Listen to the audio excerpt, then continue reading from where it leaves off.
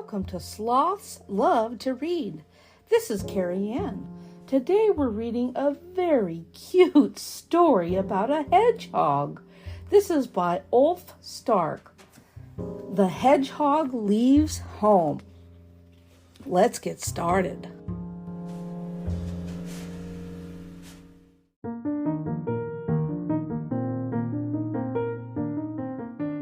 The Hedgehog Leaves Home by Ulf Stark. All of a sudden fall arrived, and the leaves on the trees turned yellow and red. Mushrooms pushed up out of the ground, and it grew colder day by day. "You are big enough to make your way into the world now," said the hedgehog's mommy, giving him a kiss. "Just watch out for all the dangers in the big wide world." "I will," said the hedgehog, "and learn as much as you can." "I will," said the hedgehog, and off he set into the forest to find a place to sleep for the winter. He was proud to be so grown up, and he planned to learn as much as he could. "The hedgehog is leaving home," said the ladybug from her spot on the rowan leaf. "It is hard to believe that fall's already here," sang the mosquitoes in the bushes. "How strange they sound when they sing," thought the hedgehog. Then he remembered what his mommy had told him, that he should watch out. But suddenly he stumbled and rolled down the hill like a ball. "Well, I have learned something now," he thought once he had come to a stop. He had learned that rolling was fun. At the bottom of the hill there was a pond. He looked into the water, and there was another hedgehog there. "Hello," he said. "Have you seen how grown up I am?" Then the frog, who was sitting nearby, laughed. "Ha ha ha! Are you talking to your own reflection?" She laughed. The hedgehog felt silly. "And I suppose you catch flies with your tongue," he said quickly. "Do they taste good?" "It's the most delicious food around," croaked the frog. So the hedgehog stuck his tongue out too, but he didn't catch any flies. "Goodbye, I'm going for a little dip," said the frog, and jumped into the pond. "I'll join you," said the hedgehog cheerfully, but he did not like it. So he had learned two things: that he could not catch flies with his tongue, and he did not like swimming. So off he went with wet paws. Underneath some pine trees, beautiful mushrooms were growing, red ones with white dots. They look absolutely delicious, he thought. He had already opened his mouth to take a bite when someone shouted, "No! Not one of those! They're toadstool mushrooms! They're poisonous!" A field mouse peeked out from behind a fern. She was a kind mouse. Even though it had almost grown dark, she took the hedgehog to a place that had yellow mushrooms instead. "These are chanterelle mushrooms. You can eat these," she said. "What a lot I'm learning," said the hedgehog, and took a big bite. He was lucky as well because there was a worm inside, and hedgehogs like eating worms. He was just finishing eating when he heard a whooshing sound in the air. "Help!" squeaked the mouse. "Somebody wants me for dinner!" The hedgehog remembered about watching out, so he looked up. Oh my! What was that? It was a big owl diving down from the sky. It looked at the mouse hungrily. "Hide underneath me," said the hedgehog. He lay over the mouse. At the last moment, the owl turned and flew away. It did not want to get spines in its beak. "Thank you, kind hedgehog, you saved my life," said the mouse. "And you saved mine before," said the hedgehog. So he learned that it always is good to help others, and sometimes others help you. The next day, the hedgehog continued his long journey, and the mouse kept him company for a while. "Where are you going?" asked the mouse. "Somewhere warm," said the hedgehog. "I am going to sleep for the whole winter. That's what my mommy said. Is that what you're going to do too?" "Oh no, not me, but the snakes and bears sleep all winter," said the mouse. "You are so smart," said the hedgehog. "Can you teach me everything, please?" "I don't have time," said the mouse, "but I can teach you some things." So she taught the hedgehog what jackrabbit poop looked like. "It might not be very useful information," she said, "but it's always fun to know." And after a while they saw a moose grazing on a shrub. "Hello, Moose," called the mouse. "This is Hedgehog. He hardly knows anything. I'm showing him around the forest." "Oh, that's very good," said the moose. So the hedgehog and the mouse continued on their way and walked up a hill.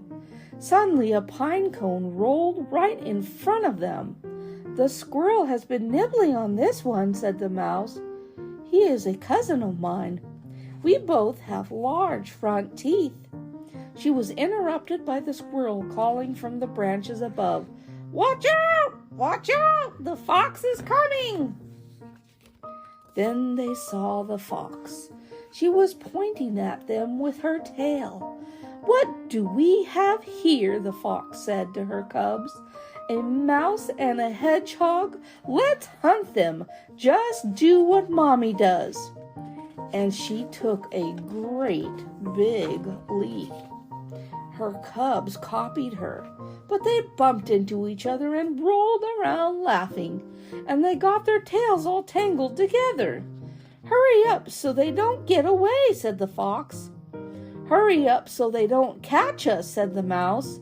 "I can't run very fast," said the hedgehog, "but I can roll." The hedgehog rolled down the hill, then he and the mouse crept into a hole, and when the fox tried to get in, she hurt her nose on the hedgehog's spine. "Come on, let's go," said the fox to her cubs. "Hedgehogs don't taste very good anyway." "Now I've learned 2 more things," said the hedgehog. "What?" asked the mouse. "That holes are good and to watch out for foxes." "You're right about that," said the mouse. "I have to go home now. We'll see you in the spring." So the hedgehog and the mouse went their separate ways. The hedgehog was getting more and more tired. He ate and drank and watched out for foxes, but try as he might, he could not find a good place to sleep. An ant was hurrying along the path as fast as it could. "Hello," said the hedgehog. "Where are you going to live this winter?" "Under my anthill, far below the ground," puffed the ant. "Can I stay there too?" "No. You are too big," said the ant and hurried on. Soon the hedgehog heard somebody yawn. It was a bear, stomping around the blueberry bushes, picking berries. She wanted to fill her tummy before she went to sleep for the winter. "Ah, I'm so tired," she yawned. "Watch out!" called the hedgehog. The bear was just about to step on a poisonous snake. Hissed the snake. "I'm going to bite this paw." But before the snake could bite, the hedgehog was there. He held the snake by the neck, and the snake whisked its tail around wildly, trying to get free. "Gosh, aren't I brave?" thought the hedgehog. "I did not know that before." He was so surprised that his mouth gaped open, and the snake slipped away and was gone, nowhere to be found. "You saved me," said the bear. "What can I do for you?" "I don't know," said the hedgehog. "I am looking for somewhere to sleep so that I can keep warm during the winter." You can sleep in my cave," said the bear. bear made a huge pile of leaves and twigs in her cave. "There you go, my prickly friend," she said. "Thank you, Bear," said the hedgehog, and crawled in. It was nice and warm and cozy in there, and the hedgehog felt very happy. He had a nice place to sleep and a nice friend to talk to. He talked about the frog and the owl and the fox. He talked about the mosquitoes and the ant, and about all the things he would do in the spring. But the bear was already fast asleep, and soon the hedgehog would be too. But first he thought, "It is easier to be out on our own when there are others there to help you," and then he fell fast asleep.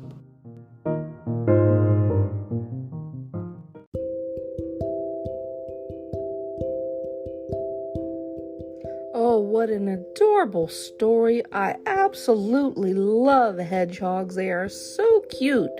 This was The Hedgehog Leaves Home by Ulf Stark. What are some things that you look forward to in the fall? It seemed like little Hedgehog looked forward to being a big hedgehog and branching out on his own. And in the end, he finally found a wonderful place to sleep for the winter. How wonderful. Thank you again so much for listening in today to The Hedgehog Leaves Home. You can find this book on Amazon.com or IKEA. Thank you again for listening and have a wonderful day. Bye-bye for now, everyone.